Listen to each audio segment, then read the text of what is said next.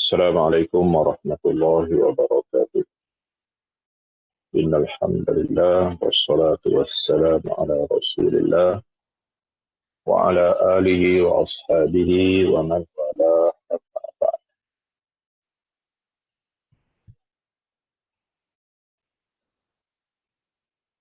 الفصل الثالث: الخبر المردود.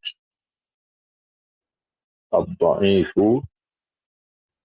المردود بسبب سقط من الإسناد، المردود بسبب طعن في الراوي.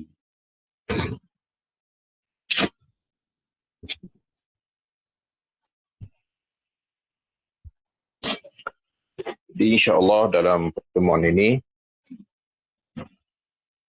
kita membaca bahagian kedua daripada taqsimul hadis min haitsu hukmuhu, ya. Pembahagian hadis dari sudut hukumnya ataupun nilainya, ataupun min haitsul qabul war rad, dari sudut adakah kita mahu menerima hadis ataupun menolaknya.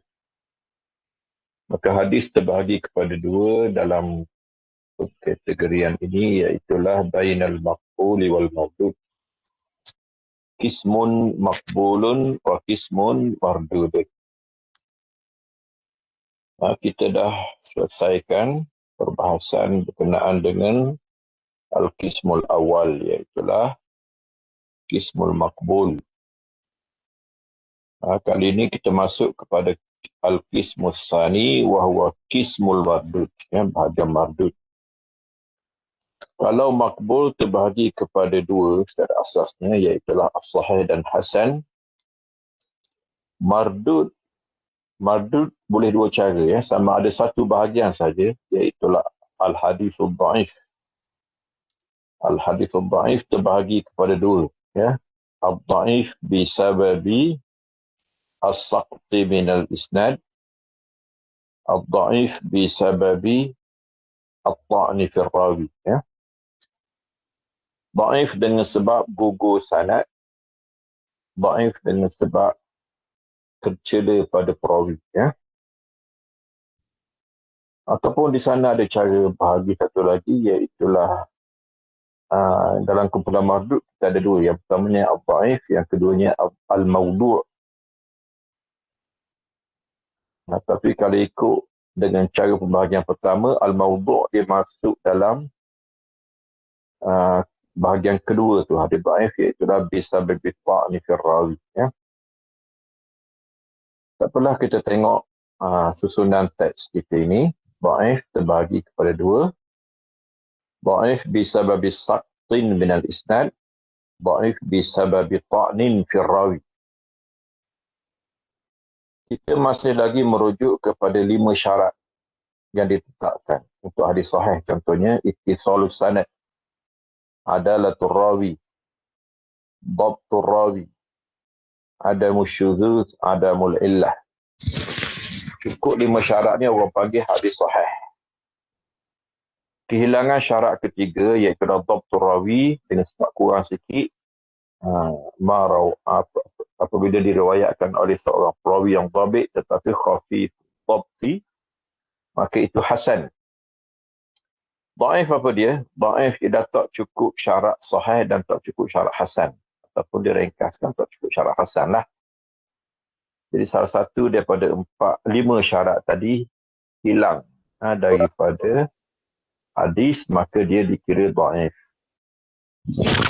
Secara umumnya dia merujuk kepada dua. Yang pertamanya saqti minal isnad. Saqti minal isnad ini kehilangan syarat pertama, iaitulah ittisalus sanad. Sanad jika tidak bersambung, maka ia terputus. Istilahnya ialah inqita', terputus, ataupun saqtun, ya, gugur. Nanti kita akan tengok hadis-hadis yang jadi dhaif dengan sebab gugur perawi, ya. Dia akan jadi sama ada saqtun zahir dan juga saqtun khafi, ya, gugur secara terang-terang. Ada lebih kurang 4 kumpulan dalam bab tu.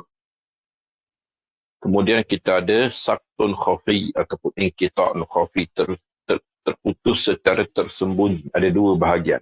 Ada dua jenis hadis dhaif dalam bab. Kemudian at-ta'ni fil rawi. At-ta'ni fil rawi ini paling buruk, iaitulah hadis maudhu', iaitulah apabila seorang perawi dicela dengan tuduhan mereka hadis al-kadhibu fil hadis. Maka itu hadis maudhu'. Ataupun kita akan tengok nanti juga celaan-celaan lain yang terkena kepada perawi. Al-khabarul mardud wa asbabu raddihi. Hadis yang ditolak dan punca dia ditolak. Ta'rifu, apa dia ta'rif? Ini ta'rif hadis mardud. Bukan hadis dhaif. Tapi mardud secara umumnya ialah dhaif. Nama yang diberi kepada dia. Walladhi lam yatarajjah sidqul mukhbir bih. Yang tidak berat sebelah kebenaran ataupun kejujuran ataupun betulnya apa yang dia memberitahu dengannya.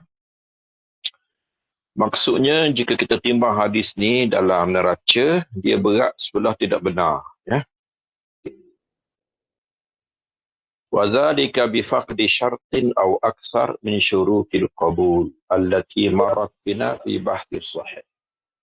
Puncanya ialah kehilangan satu atau lebih daripada syarat-syarat qabul. Syarat qabul kita ada 5.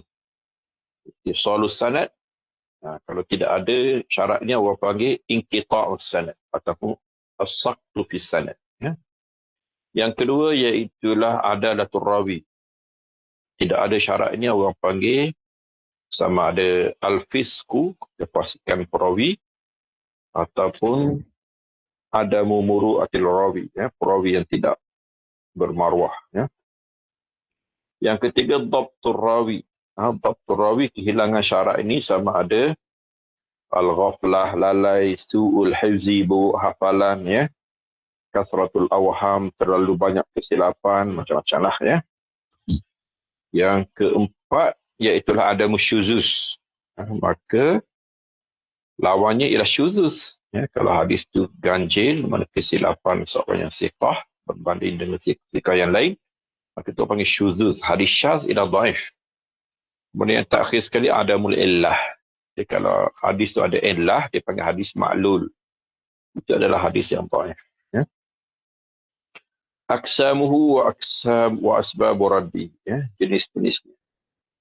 Kita bahagikan kepada dua saja. Dhaif dengan sebab saktun minal isnad, ta'nun fil rawi. Sanad yang tidak bersambung, gugur. Ta'nun fil rawi ataupun perawi itu sendiri dicela. Dicela dua. Sama ada dicela pada adalah, syarat kedua, ataupun dicela pada dhabat, syarat ketiga. Ad-dhaif. Ini nama umum. Bagi hadis mardud, nama dia ad-dhaif. Lughatan diddul qawi. Dari segi bahasa, awang kuat. Istilahan ma lam yajma' sifatal hasan. Yang tidak berjaya menghimpun syarat hadis hasan. Dia tak kata syarat hadis sahih. Kerana hasan pun tak cukup syarat hadis sahih. Jadi bila tak cukup syarat hadis hasan, itu dhaif. Kata Baiquni, wa kullu man an rutbatil husni qasur wa huwa dha'ifu wa huwa aksamun kuthur. Al-Baiquni dalam manzumahnya. Setiap yang dari martabat hasan dia kurang, maka itu namanya dhaif. Dan bahagiannya banyak. Yatafawatu dha'fuhu bihasbi syiddati dha'fi ruwatihi wa khifatihi. Dhaif ada dua. Dhaif syadidul dha'fi, dhaif khafiful dha'fi. Yang kuat lemah dia, yang tak kuat lemah dia, ringan lemah dia. Maka kita ada dhaif jiddan, al-wahi, munkar, dan macam-macam. Awhal asanid, sanad yang paling teruk. Sebelum ni kita belajar asahul asanid dan juga ahsanul asanid. Sanad sahih yang paling sahih, sanad hasan yang paling hasan. Kali ini sanad yang paling teruk.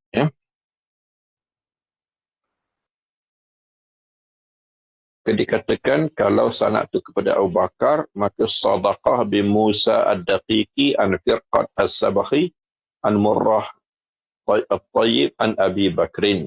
Itu sanad paling buruk. Abu Bakar tak ada masalah ni ya. Ini perawi selepas ni. Katanya sanad Syam yang paling teruk ini dia. Muhammad bin Qis al-Maslub, Ubaidillah bin Zahar, an Ali bin Yazid al-Qasim, an Abi Umamah. Abi Umamah tak ada masalah ni, sahabat Nabi. Ya, Abu Umamah al-Bahili. Tapi perawi selepas ni.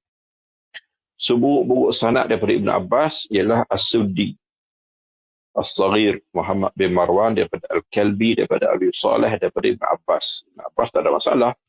Perawi selepas ni. Hadhihi silsilatul kadhib. La silsilatul zahab. Ya. Jadi Ibn Hajar kata ini jalinan perawi pembohong semua sekali. Ya. Kecuali Ibn Abbas lah.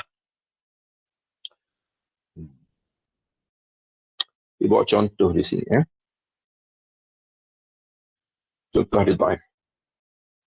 Ma akhrajahu Tirmidzi min tariqi Hakim al-Asram an Abi Tamimah al-Hujaini an Abi Hurairah radhiyallahu anhu an Nabi sallallahu alaihi wasallam qala man ata haidan aw imra'atan fi duburiha aw kahinan faqad kafara bima unzila ala Muhammadin ya sallallahu alaihi wasallam. Maknanya dia betul, tapi hadis ini dhaif. Ya.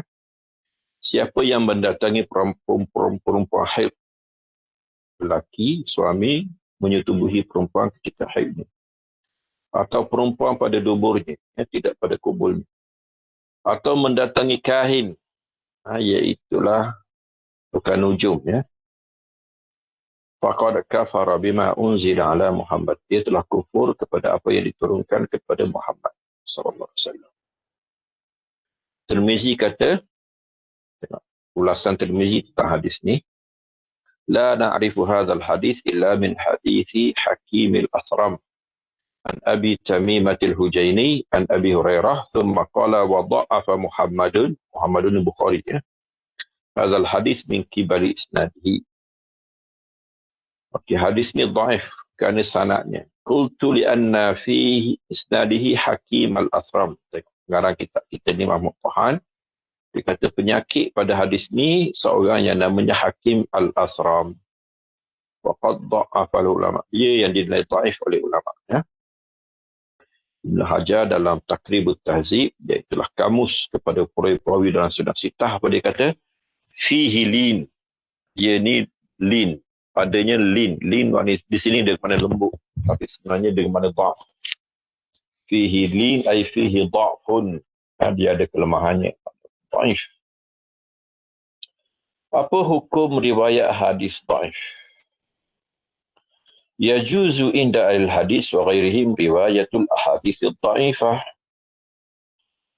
Dari segi meriwayatkan boleh. Wa tasahul fi asanidiha min ghairi bayani dha'fiha. Dan meringan-ringan pada sanadnya walaupun tidak menerangkan kedhaifan. Bi khilafil ahadits al-mawdu'ah.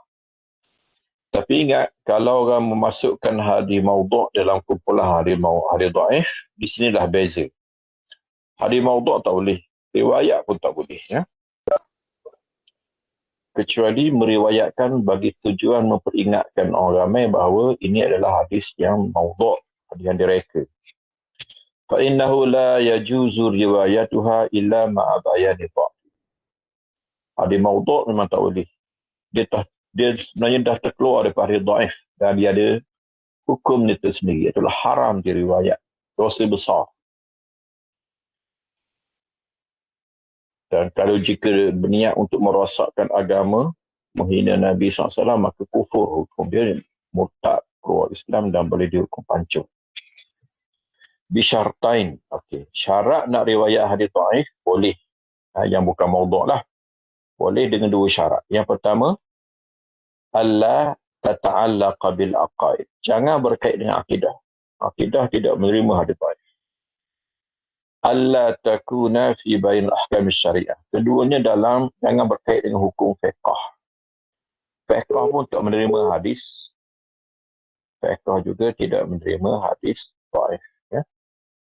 Jadi bolehnya apa? Yang boleh yang ketiga, iaitulah bab fadail, dia panggil kelebihan-kelebihan akhlak, makarimul akhlak, berkait dengan targhib wa tarhib, ya, galakan untuk buat baik, larangan daripada buat jahat.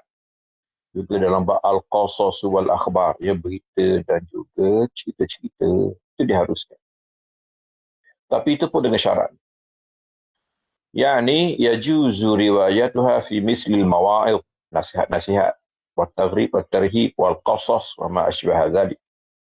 Wa mimman ruwiya anhu at-tasahul fi riwayatiha Sufyan ats-Tsauri wa Abdurrahman bin Mahdi wa Ahmad al-Haqqi. Wa yanbaghi at-tanabbuh ila annaka idza rawaita min ghairi isnadin fala taqul fiha qala Rasulullah sallallahu alaihi wasallam. Kalau kita nak riwayatkan tanpa sanad, kalau bawa sanad, maka kalau zaman dululah, zaman orang mengenali sanad, dia boleh kenal bahawa hadis dhaif. Ataupun sekarang pun, kalau kita bawa sanad, maka tanggungjawab pendengar sanad lah untuk mengkaji siapakah yang ada dalam sanad tu. Tapi kalau kita riwayatkan secara umum tanpa sanad, jangan kata qala Rasulullah SAW. Itu orang panggil siratu jazmin. Bersungguh kita macam menasabkan sesuatu kepada Nabi SAW, sedangkan benda itu dhaif. Wa innama taqulu ruwiya an Rasulullah SAW. Diriwayatkan, ya, bahawa Nabi berkata, au balaghana, sampai kepada kita bahawa Nabi berkata, wa ma ashbaha dzalika alla tajzima binisbati dzalika alhadits li Rasul sallallahu alaihi wasallam. Ataupun seumpamanya yang membayangkan bahawa kita kurang pasti untuk menasabkan hadis ini kepada Nabi sallallahu alaihi wasallam. Dipanggil siratul tamrid. Gunalah ayat yang membayangkan ada penyakit, ya, ataupun ada masalah. Hukmul amal. Boleh ke beramal dengan hadis dhaif? Ikhtalafal ulama fil amali bil hadis dhaif. Walladhi alaihi jumhurul ulama annahu yustahabbul amalu bihi fi fadailil a'mal. Kebanyakan ulama tersebut bahawa dia hanya boleh diamalkan dalam fadail amal. Dia berkait dengan hukum riwayat. Hukum riwayat, akidah tak boleh, fiqh tak boleh. Yang bolehnya fadail amal. Maka ulama yang mengizinkan untuk beramal dengan hadis dhaif hanya terhenti setakat fadailul amal. Itu pun 3 syarat. 3 syarat ni ketat. An yakuna dha'fu ghaira syadid. Dhaif yang tidak terlalu teruk. Macam mana nak bezakan teruk tak teruk ni, ya? Okey, saya boleh katakan bahawa kalau dhaif itu dengan sebab ta'nin fil rawi, ya, terutamanya pada adalah. Kalau dihina perawi ataupun dicela perawi pada keadilannya, berkait dengan bohong, berkait dengan dituduh berbohong, berkait dengan fasik, berkait dengan tidak bermaruah, itu buruk, itu apa? Syadidud dha'fi. Dhaif dia teruk, ya. Yang tidak terlalu teruk biasanya berkait dengan as-saqtu fil isnad, gugur pada sanad, ya, dengan sebab terputus, dengan sebab mursal, dengan sebab munqati', dengan sebab mu'allaq, itu masih lagi dianggap lemah, ya. Dhaif yang tidak teruk sangat, ya. Jadi dhaif jangan teruk sangat. Kalau teruk macam maudhu' pun tak boleh pakai lah. Mungkar pun tak boleh pakai, wahi pun tak boleh pakai. Ayyan darijal hadithu tahta aslin ma'mulin bihi. Kemudian hadis ini mestilah berada di bawah asal yang telah diamalkan. Maksudnya hadis berkaitan dengan syariat ataupun akidah yang telah siap ada, ya. Macam kelebihan sembahyang. Sembahyang tak ada masalah. Tak ada hadis tu pun kita boleh sembahyang, ya. Sunat dan sebagainya, ya. Puasa betul juga memang dah ada, dah siap ada. Hadis-hadis sahih pun dah banyak. Zakat, sedekah, haji, buat baik kepada kedua apa, buat baik kepada kaum kerabat. Ini dah ada aslun ma'mulun bihi, asal yang telah diamalkan. Jadi jangan pelik sangat.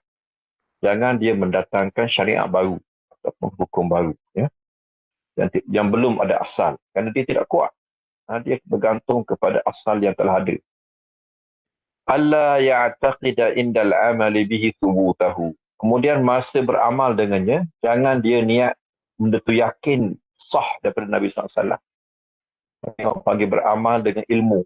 Jadi kita tahu sumbernya lemah.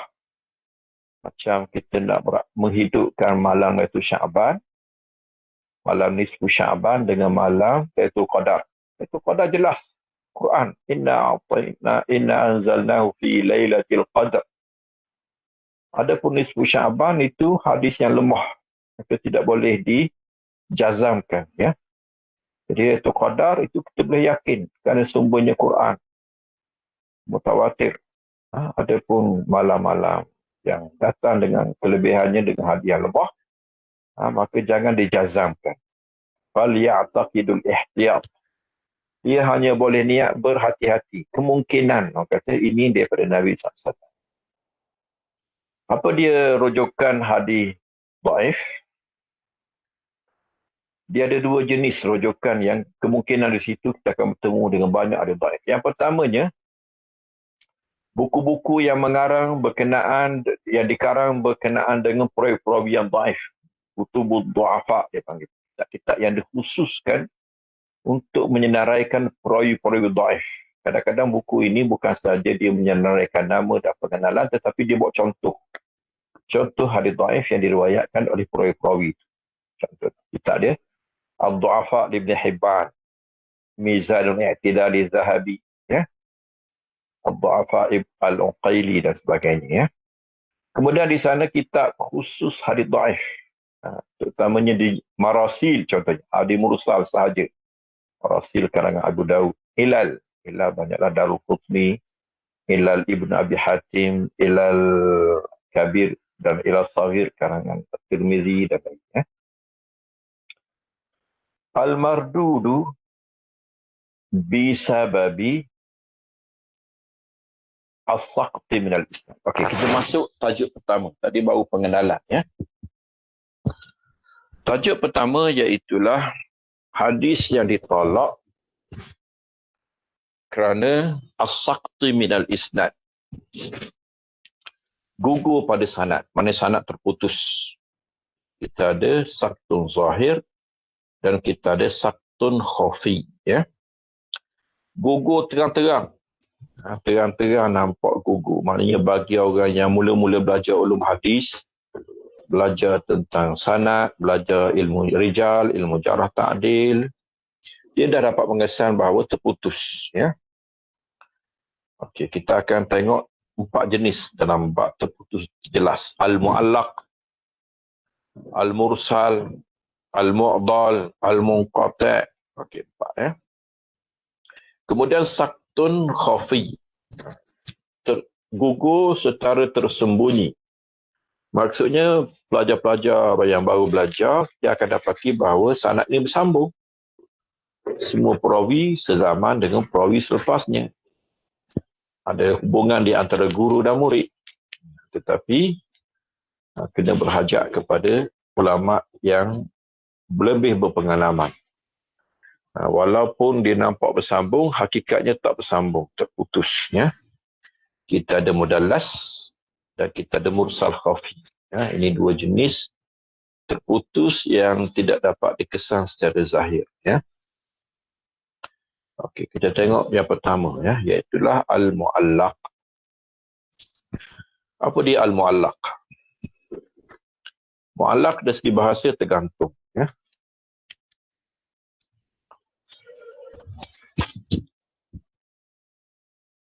Al-mu'allaq lughatan min 'allaqa asy-syai'a bisyai'i ay natahu wa rabatahu, ya, nata sangkut, ya, rabata ikat, wa ja'alahu mu'allaqa jadikannya tersangkut, ya, ataupun tergantung, ya. Istilahan ma huzifa min mabda'i isnadihi rawin fa aksar ala tawali. Okey. Mu'allaq ialah yang sengaja dibuang sanad daripada awal. Daripada awal maknanya perawi dia buang nama guru dia. Dan nama guru pada gurunya. Dan nama kepada guru pada gurunya. Dia buang. Betul-betul. Kadang-kadang tinggalnya sahabat sahaja. Ataupun kadang-kadang tinggal Nabi SAW sahaja. Ataupun sebelum sahabat, tabi'in je tinggal, ya. Jadi dia dengan tabi'in, dia dengan sahabat, dia dengan Nabi macam jumpa. Jadi itu Kenapa dia buang? Jadi hadis tu secara dasarnya ialah dhaif. Tapi segini saya nak sebutnya ya. Mu'allaq ini ialah perbincangan dia sebenarnya khusus kepada Sahih Bukhari sahaja ya. Dan sebelumnya Muwatta' Malik ya. Tapi tak apalah, Muwatta' Malik itu bincang lain ya. Sahih Bukhari. Imam Bukhari ni kena faham bahawa bukan semua di antara dua kulit Sahih Bukhari itu, kulit depan, kulit belakang itu semuanya sahih. Sahih Bukhari yang sahih hanyalah usul, mana yang dibawa oleh Bukhari sanad daripada awal sehingga penghujung ya. Sahih Bukhari dia bermula dengan dipanggil tarjamah, tajuk. Kemudian kadang-kadang dia bawa mu'allaq. Kemudian barulah hadis betul ya, usulul Bukhari tu. Kemudian lepas tu dia ada mutaba'at dan syawahid. Yang Sahih Bukhari betul ialah usulul Bukhari saja. Kalau hadis yang diletak pada tajuk, kadang-kadang pada tajuk Bukhari itu ialah hadis. Qala Ibn Abbas, qala Rasulullah SAW, tajuk dia gitu kata. Ataupun dia buat tajuk babu kaza, kemudian qala Ibn Abbas, qala Rasulullah SAW. Qala Ibn Abbas, qala Rasulullah SAW, itu mu'allaq dia panggil ya. Jadi mu'allaq ini yang Bukhari memang dia sengaja buang sanad ya. Dia sengaja buang sanad tu kerana tujuan fiqh dia panggil. Dia memerlukan hadis itu untuk fiqh hadis. Tetapi hadis itu tidak layak masuk dalam sahihnya dengan sanad sempurna kerana dia tidak cukup sahih yang ketat syaratnya. Tapi dia memerlukan hadis itu untuk tajuk. Jadi dia bawa hadis itu secara ta'liqah dia panggil, secara potong sanad ya. Mu'allaq ni awak jangan aplikasikan dia kepada kitab-kitab moden. Sebab kitab moden semuanya dibuang sanad. Buka Riyadhus Salihin, buka Hadis 40 Arba'in, buka Taghrib wa Tarhib Al-Munziri, buka Hatta Mustikah Hadis Wasbaya waktu pun. Kitab-kitab hadis kemudian ni, hatta ada hadis hukum, ya, Umdatul Ahkam, Bulughul Maram, semua dipotong sanad. Tapi itu tak boleh kira. Itu kitab-kitab kemudian, itu kitab memang tidak bersanad. Itu supaya kita merujuk kepada rujukan asalnya daripada kutub Sittah dan lainnya. Ini kisah kitab lama. Kitab zaman sanad. Seperti Sahih Bukhari, seperti Muwatta' Malik. Jadi, mu'allaq dalam Sahih Bukhari, mu'allaq dalam Muwatta' Malik. Tapi dalam Muwatta' Malik, orang tak panggil mu'allaq.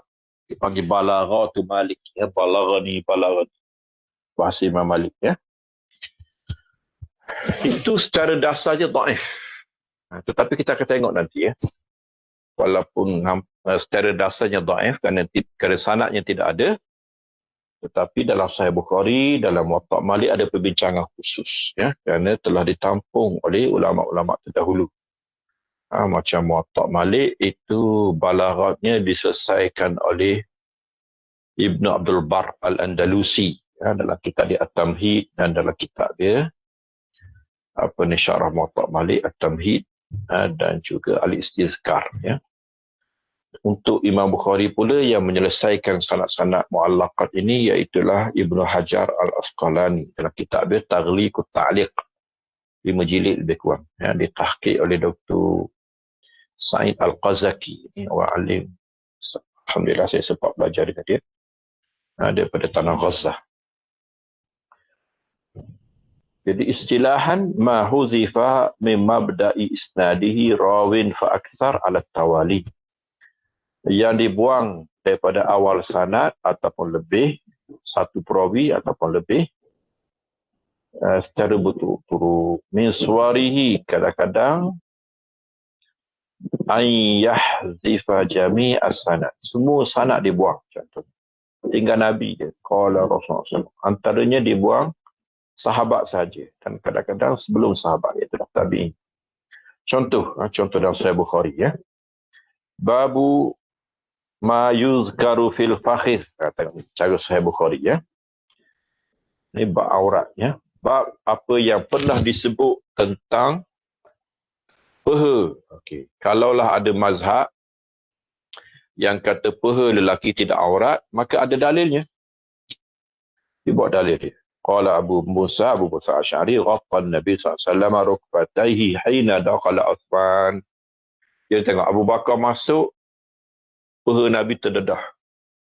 Umar masuk, peha Nabi terdedah. Masuk Osman, Nabi tutup peha. Ya. Jadi hadis ni menunjukkan bahawa peha tak aurat.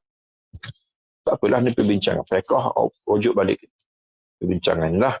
Tapi ni nak ceritanya, kalau Abu Musa, mana Bukhari jumpa Abu Musa Asy'ari? Jauh antara Nabi, antara Bukhari dengan Abu Musa Asy'ari. Jadi dia dah buang sanad. Jadi hadis ni secara teorinya dhaif. Sebabnya tidak sanad dari potong. Sebab cara hadis sahih ialah mattasala sanaduhu, yang sanadnya bersambung. Tapi adakah dia benar-benar dhaif? Sebenarnya hadis ni ada sanad. Kena buka balik kitab Taghliqut Ta'liq Ibnu Hajar. Di sana Ibnu Hajar bawa sanad ni. Imam Bukhari pun ada sanad tu. Cuma sengaja dia tak nak bawa untuk dia menjelaskan bahawa dia tidak mengiktiraf hadis ini sahih menurut syaratnya. Walaupun mungkin sahih yang lebih rendah. Ya. Hari ini hadis ini sahih. Hadis ni dengan nilai yang baru ataupun dengan ta'rif yang disebut oleh Ibn Hajar dalam Nukhbatul Fikar, dia melengkapi hadis-hadis sahih. Ya. Tapi Bukhari belum mengiktiraf. Tapi dia bawa hadis ini untuk kepentingan tajuk. Dia fiqh. Fahadha hadis mu'allaq li'anna al-Bukhari hadhafa jami'a isnadihi illa as-sahabi wa huwa Abu Musa al-Asy'ari. Ya. Hukmuhu. Al-hadis mu'allaq mardud. Asalnya ditolak. Karnahu faqada syartan min syurutil qabul. Dia kehilangan satu syarat di antara syarat-syarat hadis itu diterima. Ya. Wa huwa ittisalus sanad. Tapi tengok, jangan cepat sangat ya. Hukum mu'allaqat dalam Sahih Bukhari. Dalam Sahih Bukhari dan Sahih Muslim. Banyak Bukhari je. Muslim ada setempat je hadis mu'allaq. Bukhari yang banyak buat kerja. Okey. Ma zukira, ini rumusan yang dibuat oleh Ibnu Hajar. Ya. Apa yang disebut dengan sirah jazam, Bukhari kata, qala, macam tadi, qala Abu Musa Asy'ari. Zakara, haka. Maka itu hukumnya sahih. Kebanyakan. Ma zukira bi sirati tamrid, kalau dia kata dengan sirah yang kurang meyakinkan, qila zukira hukiya, ini pun biasanya sahih juga. Cuma ada yang hasan, ada yang dhaif. Dhaifnya tak terlalu maudhu' memang tak ada lah. Itu Sahih Bukhari. Dhaif pun dhaif yang tak teruk sangat biasanya. Ya. Kemudian satu lagi kita baca ya. Al-Mursal. Al-Mursal, mursal ialah, mursal sebagai makna mursal, dilepaskan. Ini hadis yang dilepaskan oleh tabi'in terus kepada Nabi SAW tanpa menyebut nama sahabat. Ya. Kita akan bincang dhaif yang ringan-ringan dulu. Munqati' tengok tadi mu'allaq. Mu'allaq walaupun teorinya dhaif, tapi dari segi praktisnya kebanyakannya sahih. Ya. Mursal begitu juga. Mursal sebenarnya kita kata tak apalah, berbincang lain. Mursal ialah satu fenomena yang berlaku di kalangan tabi'in yang mereka masih lagi meriwayatkan hadis dengan cara sahabat. Sahabat dia terus pada Nabi SAW. Kadang-kadang sebenarnya dia bukan ambil daripada Nabi, dia ambil daripada sahabat seumpama. Sahabat guru mereka sahabat. Kemudian barulah Nabi SAW. Tapi sahabat dia buang nama guru terus pada Nabi SAW kerana itulah adat periwayatan di zamannya. Sebab sanad datang selepasnya. Meminta sanad ini, al-isnad, ini datang di zaman tabi'in. Tapi pembesar-pembesar tabi'in, orang-orang lama, yang kebanyakan gurunya sahabat seperti Al-Hasan Al-Basri, masih lagi mengamalkan periwayatan seperti periwayatan sahabat. Jadi bermasalah. Kerana dia tidak menyebut nama sahabat yang mengambilnya. Itu tak ada masalah kalau sahabat yang hilang. Tapi dibimbangi bahawa ada yang selain daripada sahabat. ada guru lain antara dia dengan sahabat itu. Maka itulah yang dibimbangi dan menjadikan hadis dia dhaif. Tapi dhaif dia dhaif yang paling ringan. Di antara dhaif yang paling ringan ialah hadis mursal. Lughatan min arsala di mana atlaqa, ya. Jadi mursal dengan mana mutlak, dilepaskan, dibebaskan. Arsaltuhu atlaqtuhu. Ma saqata min akhiri isnadihi man ba'da tabi'in, ya, yang gugur hujung sanad selepas tabi'in. Jadi tabi'in terus kepada Nabi SAW. Tidak disebut siapakah sahabat ataupun siapakah tabi'in yang diambil daripada yang mungkin menjadi orang tengah di antara dia dengan sahabat. Wa suratuhu an yakuna tabi'i sawa'an kana saghiran aw kabiran. Tabi'in kecil ataupun tabi'in besar. Tabi'in secara umumnya kita bahagikan kepada tiga, ya. Sigharut tabi'in, awasit tabi'in, kibarut tabi'in. Tabi'in kecil, tabi'in pertengahan, tabi'in besar. Macam mana beza? Ini bukan cerita timbang kilo ni, ya. Apa? Kalau gemuk besar, kurus kecil, itu, ya. Ini guru, perguruan. Kalau semua gurunya sahabat, maka ni orang panggil kibarut tabi'in, ya. Macam Al-Hasan Al-Basri. Ini semua gurunya sahabat, ya. Ataupun sebahagian besarnya. Ada sahabat, ada yang tak ramai jumpa sahabat. Macam Muhammad Ibn Shihab Az-Zuhri. Ini orang panggil sigharut tabi'in, tabi'in kecil. Dia bertemu dengan seorang dua sahabat saja. Apabila dia kata qala Rasulullah SAW, terus kepada Nabi. Sedangkan dia tak jumpa Nabi, dia tabi'in. Ataupun Nabi buat demikian, ataupun dilakukan demikian. Maka ini mursal. Contohnya ma akhrajahu Muslim fi sahih fi kitabil buyu. Qala haddatsani Muhammad bin Rafi', qala haddatsana Hujain, qala haddatsana Al-Laits an Uqail bin Ibn Shihab an Sa'id bin Musayyib anna Rasulullah SAW. Sa'id bin Musayyib terus kepada Nabi SAW. Sa'id ialah tabi'in. Naha anil muzabarah. Nabi larang daripada perniagaan secara muzabarah. Fasa'idun Ibn al-Musayyibi tabi'iyun kabir. Dia tabi'i kabir. Maksudnya gurunya boleh katakan semuanya sahabat. Rawah hadzal hadis dari Nabi sallallahu alaihi wasallam biduni ayat al-wasitah. Bainahu wa bainan Nabi sallallahu alaihi wasallam faqad asqata min isnadi hadzal hadis akhirahu. Jadi dia telah gugurkan sanad ini keguguran hujungnya. Hujungnya ialah sahabat ataupun belum sahabat. Sebenarnya kalau sahabat tak ada masalah. Sekarang ini yang jadi masalah kita bimbang sebelum sahabat tu ada tabi'in lain. Wa aqalluha saqati an yakuna saqata sahabi. Sahabi memang hilang dah. Wa yuhtamal, tapi ihtimal ni. Hadis ni sensitif. Jika ada saja ihtimal, maka terus dia dhaif. Ihtimal gugur bersama sahabat itu ialah tabi'in yang lain. Okey. Al-mursal indal fuqaha. Perhatikan ni hukum. Ulama kita khilaf panjang tentang hukum hadis mursal, ya. Terbahagi kepada tiga. Yang pertamanya dhaif mardud, ditolak terus. Ini dilakukan oleh muhaddisin dengan takrif mereka. Dan sebahagian daripada ulama usul fiqh dan ulama dan fuqaha juga, ya. Yang kedua, sahihun yuhtaju bihi. Dalam fiqh sebenarnya kena tahu banyak hadis-hadis mursal diamalkan masuk dalam fiqh mazhab 4, ya. Kerana dari segi imam-imam mazhab Abu Hanifah, Malik dan Ahmad, mereka menerima hadis mursal dengan syarat, ya. An yakunal mursil siqah. Mursil tabi'in yang mengirsalkan hadis itu dia seorang siqah. Wala yursil illa siqah. Dia tidak memursalkan melainkan daripada siqah juga.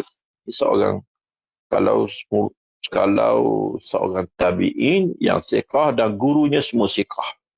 Dia sebut nama, tak sebut nama, biasa semuanya siqah. Maka orang macam ni diterima hadisnya walaupun mursal.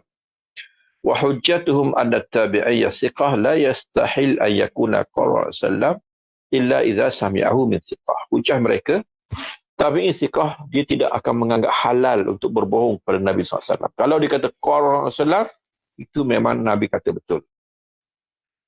Jim qabuluhu bi syurut. Ini mazhab kita Syafi'i, ya, dalam kitab Risalah. Diterima tapi dengan syarat yang lebih ketat, ya. Jadi nak ceritanya Imam Mazhab 4 terima secara umumnya, tapi dengan syarat-syaratnya.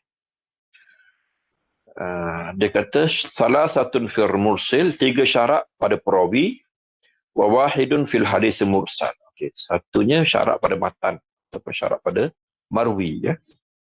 An yakun al mursil min kibarit tabi'in. Kalau perawi itu kibar. Kita dah beritahu kibar tabi'in ialah semua gurunya sahabat. Jadi kemungkinan besar ataupun memang itulah yang hilang tu memang sahabat. Sahabat tak ada masalah walaupun tidak disebut nama. Wa idza samma man arsala anhu samma thiqatan. Setakat ini apabila dia sebut nama guru, gurunya thiqah semuanya. Idza syarakahu al-hufaz al-ma'mun lam yukhalif. Jika ada sokongan-sokongan lain, ya. Hufaz di kalangan tabi'in meriwayatkan seperti riwayatnya tidak menyanggahi. Kemudian satu syarat daripada syarat marwi, ya, syarat matan. Anjur wal hadis bin wajin akhar musnada. Hadis ini disokong oleh jalan lain yang bersambung kepada Nabi SAW. Musnada ay marfu'an. Anjur wa min wajin akhar mursalan arsalahu man akhazal ilm min ghairi rijal mursal awal. Ataupun disokong oleh mursil yang lain. Atau yuafiqu qawl sahabi. Okey. Riwayat dia tu sama dengan fatwa sahabat. An yufti bi muqtadahi aksar, ataupun hadis itu memang diterima sebagai fatwa.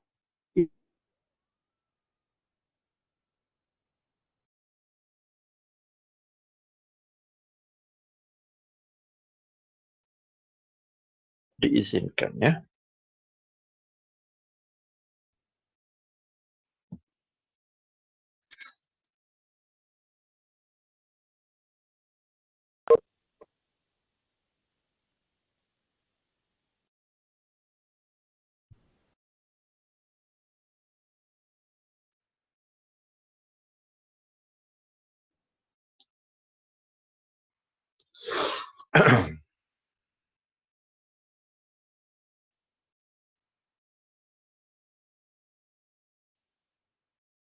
Okey. Habis dah syarat hadis mursal, ya. Kemudian kita ada mursalus sahabi, ya. Mursalus sahabi bukan mursal yang kita bincang, ya. Mursal sahabi tak ada masalah. Mursal sahabi ialah muttasilus sanad, bersambung sanad. Kalau bincang bab mursal sahabi ni, sebenarnya banyaklah hadis-hadis di kalangan sahabat yang sebenarnya dia tidak mengambil secara langsung daripada Nabi SAW, tetapi dia ambil daripada sahabat yang lain. Tidak disebut nama sahabat yang diambilnya, tetapi dia terus pada Nabi SAW. Ini memang sepakat ulama tidak dhaif. Kalau didhaifkan hadis ini, banyak sangat hadis dhaif. Kerana Ibn Abbas, Abu Hurairah sendiri, Anas, dan ramai lagi di kalangan itu, utamanya sahabat-sahabat kecil, Sigharus Sahabah, Abu Sa'id Al-Khudri, Jabir bin Abdullah. Mereka ini berguru dengan sahabat. Mereka sahabat-sahabat kecil yang sempat dengan Nabi SAW di hujung hayat. Tetapi akhirnya mereka pula yang meriwayatkan kebanyakan hadis-hadis Nabi SAW. Jadi mereka ini kadang-kadang mengambil hadis daripada